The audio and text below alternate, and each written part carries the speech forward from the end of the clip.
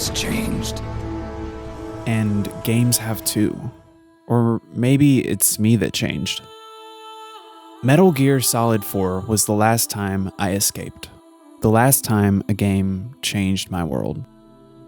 It was Christmas morning 2008, and my 13-year-old self had spent the prior 6 months begging my mom with all I was worth for a PlayStation 3, and most importantly, Metal Gear Solid 4 Guns of the Patriots. This was before I was old enough to spend hours watching trailers, walkthroughs, reviews, and more on YouTube. Back then, we didn't watch streamers play games for us. I only knew GameFAQ reviews were raving about the latest entry in my favorite franchise. And for some reason, because I was 13 with no money, I didn't have it yet.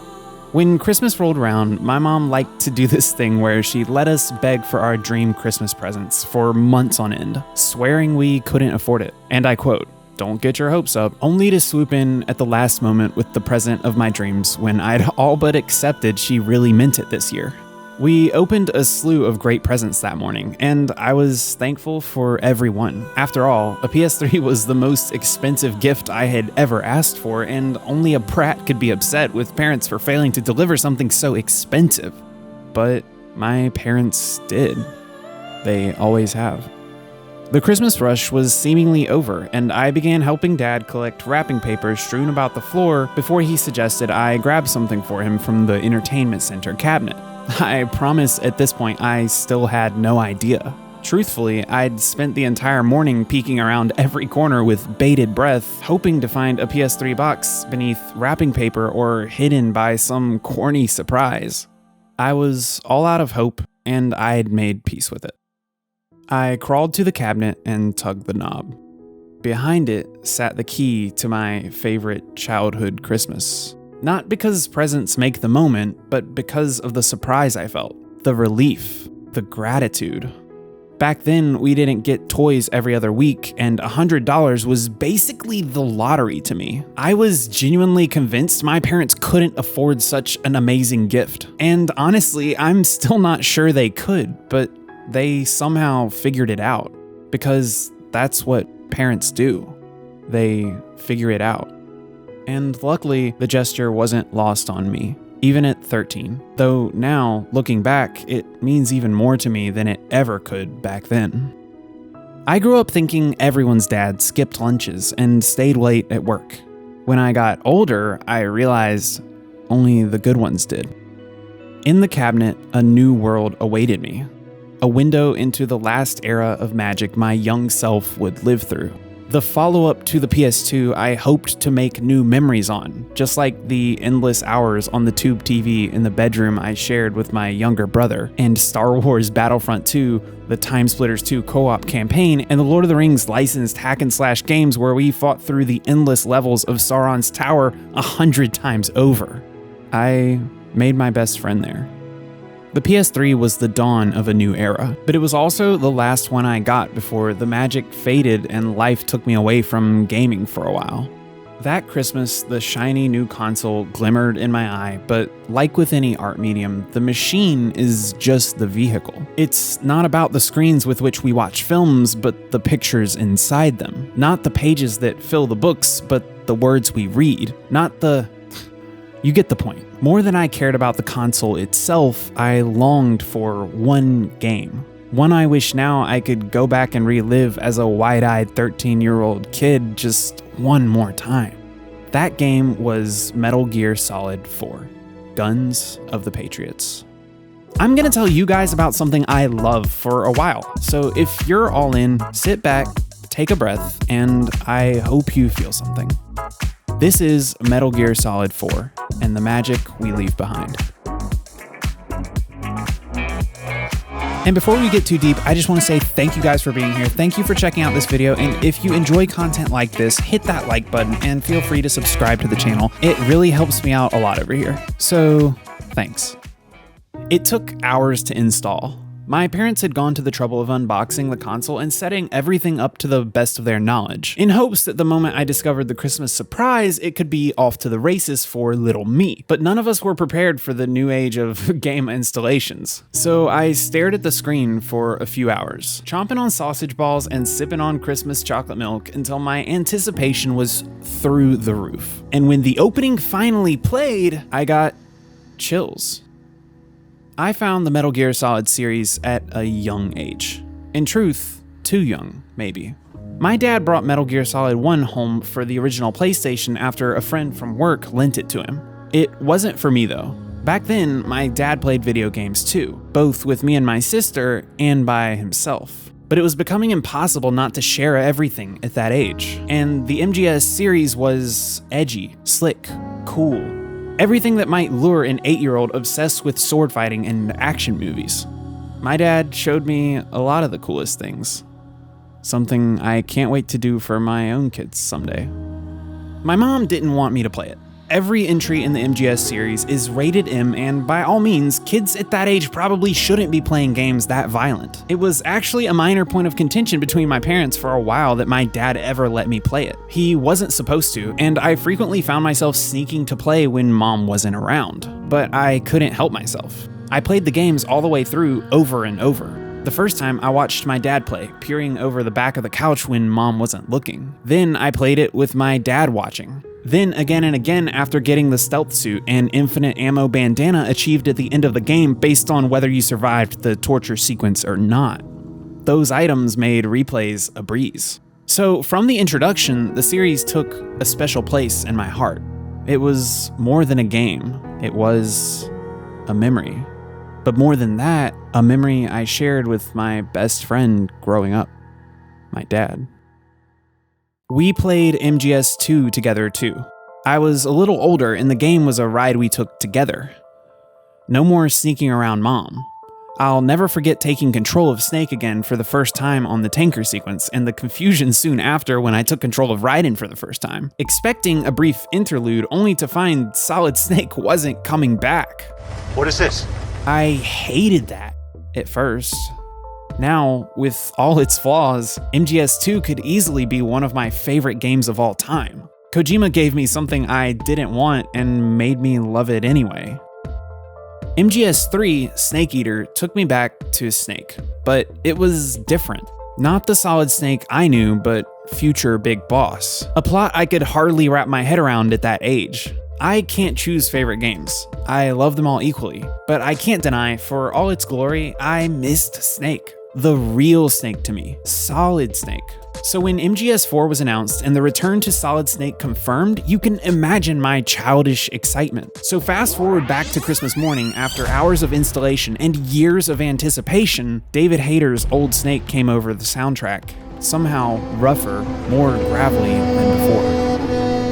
War has changed. And that was all I needed to hear. I was captivated, and when the perfect transition from cutscene to gameplay occurred and I was once again reunited with the character that defined my childhood, I got chills. Games don't hit like that anymore. But I didn't make this piece to explain to you guys why games aren't as good as they used to be. Maybe they aren't.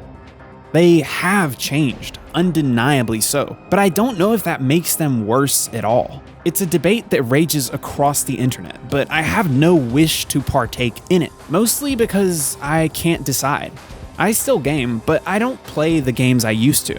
I can't remember the last time I was absorbed in a campaign mode or gripped by a video game story. After I grew up and got out of the house, I moved to social games. Online FPS games I could play with friends and grind endless ranked modes with. I would excitedly watch new E3 trailers and speculate about upcoming releases, but when they finally arrived, I didn't have the drive to go buy them, and when I did, I rarely finished them. Cue the memes about being old enough to afford all the games you wanted as a child but having no time to play them, or leaving your library full of unfinished story mode save files collecting only dust instead of memories. MGS4 sucked me in. It took me for a ride I never forgot. But there was something bittersweet about it. My dad and I played Metal Gear Solid games together for so many years. But during MGS3, he sort of fell off the bandwagon. To this day, I don't really know why. Something about all the sequences in the forest where targets became harder for his colorblind eyes to see. Or maybe he just got older and games didn't excite him the way they used to. I don't know, but that was the last game we played together. Sometimes you don't know you're in the good times till they're gone. Isn't that how the saying goes? So MGS4 was a solo endeavor for me. But for the briefest hours on Christmas morning 2008, my dad sat on the couch and watched me sneak through the Middle Eastern streets of Act 1, Liquid Sun, and it was just like all the times before. MGS4 was magic. If you know, you know. Some never connected with the series the way I did. Some say the plots were too convoluted, too chaotic, the cutscenes too melodramatic. But to me, they were iconic. Hideo Kojima made memories for me, and for that, I'll always be thankful. That's really the best way I can describe the magic, though. I search for better words, for the perfect analogy, but the only word that comes to mind is iconic. Few other IPs contained characters that stuck in my mind for so many years. Scenes I never forgot. Dueling with Frank Yeager's Gray Fox, your first encounter with Sniper Wolf, Naked Raiden, defeating your own boss in a field of gorgeous flowers. To this day, I find myself wanting to go back and watch them again just to relive the memories. Hideo Kojima is a legend in the industry, and at the time MGS4 released, he was reaching the pinnacle of his upward trajectory. The game was so self-indulgent it could almost be hilarious, but I liked that. It was so long I frequently came to the end of an act and wondered how many more they could fit onto the disc. Snake had already been through so much, what more could remain? But somehow, despite the peaks the game reached, a higher one always waited beyond, lingering on the horizon. To this day, it's jarring how Kojima attempted to balance the moments of pure absurdity and childish bathroom humor with lofty political conspiracy plots and comic book-esque dramatic flair, all the while paying immaculate attention to the world-building details and realism that counts, demonstrated by all the moments in which Snake takes a gun apart, assessing its quality to lengths even real soldiers might not care to. The same thing that might turn new fans away is exactly what intrigues me. The MGS series is absurd on every level. The action, the plots, the characters, the realism, the drama, none of this turns me away. I can watch the Guns of the Patriots video on YouTube and laugh every time, somehow even more endeared.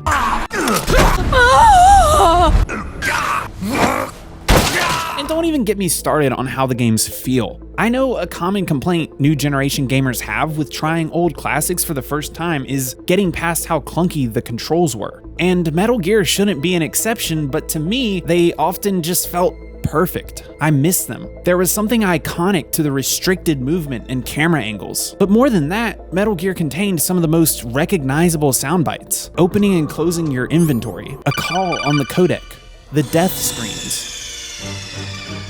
The sounds when you move your cursor to select what save file you want to play from. Hell, the way Snake says, Meryl, Meryl, Meryl, Meryl, Meryl, is even iconic. And don't get me started on the alert sound. The amount of Zoomers hearing that sucker slapped into every hip YouTuber's videos without ever knowing where it originated signals how it transcended the game itself. No professional video editor on YouTube can exist without the sound bits stashed in their library of tricks. When I was a kid, my dad had the codec call sound as a ringtone, and sometimes when my mom called, he would answer and say, Meryl. I grinned every time. But how much of my opinion is tied to childhood memory? Hell, Meryl was my first video game crush. I don't care to review Guns of the Patriots for you, because I don't have to convince you of anything. The magic of story transcends this molecular conversation. The magic of memory. And that's the question I'm left with. Did the games change, or did we? The 2010s were the nostalgia era, so much so that cynics frequently lament the lack of anything new and truly original. And it's true, so much new art is a remake or tribute to something that came before. This has always been the case, but it feels more prevalent than ever. Even Kojima himself plays to your nostalgic vulnerabilities in MGS4 when Snake returns to Shadow Moses Island, the iconic location in which the entirety of MGS1 took place. To this day, I've never seen nostalgia bait so expertly executed. He waits until fairly deep into the game before the big reveal, and primes the player with a phenomenal story experience long before he hits you with the Shadow Moses gut punch. It feels earned. The entire game thus far has been a culmination of all the previous entries, all seemingly less and less related, only to tie them all together with a rather humongous bow. Furthermore, Shadow Moses isn't where the game ends, only the place that sets the bomb ticking. Gets your heart pounding as you race toward the end. It's a tasty treat made with love. Kojima doesn't rely on it to tell a coherent story or convince you to love a weaker entry in the series. It feels like you, the player, earned it. Like it was the return you didn't know you'd been waiting for. One last thank you before kicking things into gear and finishing off an explosive entry in a legendary series. I mean, seriously, Kojima lets you pilot freaking Metal Gear Rex facing off against Metal Gear Ray. 13-year-old me couldn't have dreamed a cooler thing to do. Kojima had me convinced the whole thing was about to end there, the place it all began. It all becomes so unbelievably dramatic, but in the best way. When Raiden amputated his own arm to escape the rubble and save Snake, I couldn't believe my eyes. I was so invested in the story, its characters, that I didn't have to suspend my disbelief. I didn't care at all. Rose's voice pierces the darkness. Jack, do you remember the day we met? Sons of Liberty. That was all it took to break me. Do you see my point yet? The groundwork that Kojima laid in previous games planted so many memories, so many moments I'd recognize with only a single line or soundbite. Kojima took me back to where it all began, but instead of giving me candy, he gave me something hard to swallow. He gave me failure, more pain. Liquid escaped. He used the bittersweet memory to propel the player forward into the final act, angry. Liquid! Eager to stop Liquid once and for all. The sequence isn't a crutch.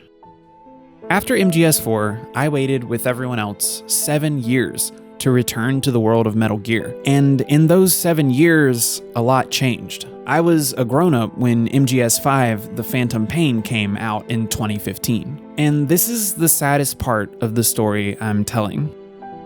I watched every trailer over and over, every interview, every behind-the-scenes look. I hawked every news site. When the game finally came out, I dove in. I played for 7 hours straight the day that I got it. I sank exorbitant amounts of time into it for the first week. It was gorgeous. To this day, I haven't played a game that felt so good in your hands. It was so refined. A masterpiece, really. In fact, I have no criticism of the game whatsoever on a technical level. Despite my love of Kiefer Sutherland, though, the removal of David Hayter voicing Snake was a big blow. I get why Kojima did it, but still. Next was the lack of endless cutscenes. I know, a controversial take, but I can't deny, I know a lot of players were happy to get more in-game playtime without so many cutscene interruptions. The cutscene length was a growing complaint after MGS4. The game holds the world record for longest sequence of cutscenes in a game, but I never minded. Hell, back during MGS3, I remember the day I finished the game, my mom had allowed me to play for approximately 30 minutes. However, when the time limit was up and she yelled, "Alex, time to get off," from the other room, I politely called back, "Just a minute, as soon as this cutscene is over." And that day, I was tied to the screen for 3 hours straight. MGS5 worked hard to address this common complaint, but I can't help feeling like the game lost its focus on story and became too focused on gameplay. A strange complaint, I know, but I kinda loved putting the controller down to get lost in the info dumping, the exposition, the endless world building for a while. The 5th Metal Gear installment was a landmark, and still is by my perception. The open world ambitions were so well realized. The game was so beautiful. I loved it so freaking much. In theory, at least. But The Phantom Pain didn't hit like it was supposed to for me. I got bogged down in the endless side quests and lack of any definitive direction for long stretches of the game. But I don't know how valid my opinion here really is. I'm not a game critic. In fact, I don't think of myself as a critic at all. I'm only trying to get you up to speed on how I felt at the time. But let's go back to the day it released. I had it pre-ordered and rushed after work to GameStop to pick it up. I took it home to the apartment I shared with a friend and eagerly hopped onto the bed in my upstairs room, staring at the installation progress bar on the TV. Just me and my dog Light. That first day, that first step back into the MGS world was starkly different from Christmas morning 2008. It just wasn't the same. It was too quiet. Later, I would boast to my younger brother about how perfect the game was, how obsessed I'd become. And I really meant it for the first few weeks at least. But unfortunately, that spark faded. And I'm ashamed to admit, I never finished the Phantom Pain. How could you? As previously mentioned, there are a few minor pain points I can refer to if you want to get technical, but to this day, I'm not really sure why I lost the spark. So I'm here asking, once again, did games really change? Or did I? Since becoming something resembling an adult, I watched games come and go. Cyberpunk 2077, The Last of Us Part 2, Ghost of Tsushima, Breath of the Wild. The list is quite literally endless. I've anticipated them all, even bought some, but completed few. A part of me would like to credit the rise of online multiplayer gaming for siphoning the magic out of story mode games. With the PS3 and Xbox 360 came all the best social experiences, from Halo and Call of Duty to newer generations like Overwatch and Fortnite. These days, consoles and PCs are dominated by social gaming. They have a certain shiny quality to them, easier to get into, more competitive, more mechanical skill often required, and most importantly, you get to play them with friends. Games like Metal Gear Solid 5 tried to address this trend, but that might actually be what siphoned the magic out of it for me to begin with. Developers began to obsess less and less over unit sales and more over microtransactions and targeting addictive behaviors to keep players on platforms longer. And with the rise of streaming on Twitch and YouTube, many of us who don't have the time or will to go pay $60 for a campaign gaming experience can simply turn on our favorite streamer in the background on our second PC monitor, while we do more important things and get a satisfactory second-hand experience of the game without the price tag or time commitment. But that's just it. The experience is second-hand. I just don't know how immersive an experience can be when viewed through a streamer's eyes. I'm not saying it isn't an enjoyable experience, just a different one. It's less memorable. Most importantly, less personal. That said, games now are more communal than ever. And maybe that's just how the tides change. Everything can't stay the same forever. Maybe we just lived through an age that had to end. But maybe that age didn't end at all either. Maybe we just grew up. Maybe we just have to try harder now. Maybe when we were kids, the magic came to us because we waited for it with open arms. I can't speak for everyone, but if I'm being honest, these days, I don't have time for magic. Despite how I long for it, I convince myself it isn't a valuable use of my time, that completing the Phantom Pain won't make me more money or improve my health in a way that serves my career or relationships. I see everything through a lens of productivity, but I find myself here writing this piece and beginning to see the grime that's accumulated on it. I kinda want to remove the lens and live for a while. I want to open myself up for the first time in years and let the magic in. Reacquainting myself with Metal Gear for this piece was an experience I didn't know I needed, and conjured memories that have collected dust for years. It's reignited my love for something I thought that I'd lost, but that love isn't lost, is it? I hope that you've felt something in this piece. And maybe that's what it's all about, what I've been trying to say the whole time. This piece wasn't about Metal Gear Solid. I think it was about the magic of childhood through the eyes of a young nerd. I'm not sure I knew that going in though. I set out to talk about something I used to love and found out I still do. It doesn't have to be Metal Gear. You don't have to laugh at the potty humor or suspend your disbelief while Raiden dances atop a blade stuck in the ground with knives attached to his feet, slicing an immortal vampire to bits. It doesn't have to be Snake's excruciating crawl through the microwave hallway. For you, it could be something completely different. But if you leave here with nothing else, I hope you go back to the magic you used to know. And I hope you find it wasn't so far lost as it seemed. War has changed. God knows the world has. And we need those old sparks more than ever. So I'm gonna go dust off my old copy of The Phantom Pain now and find out how it ends. Have a good night.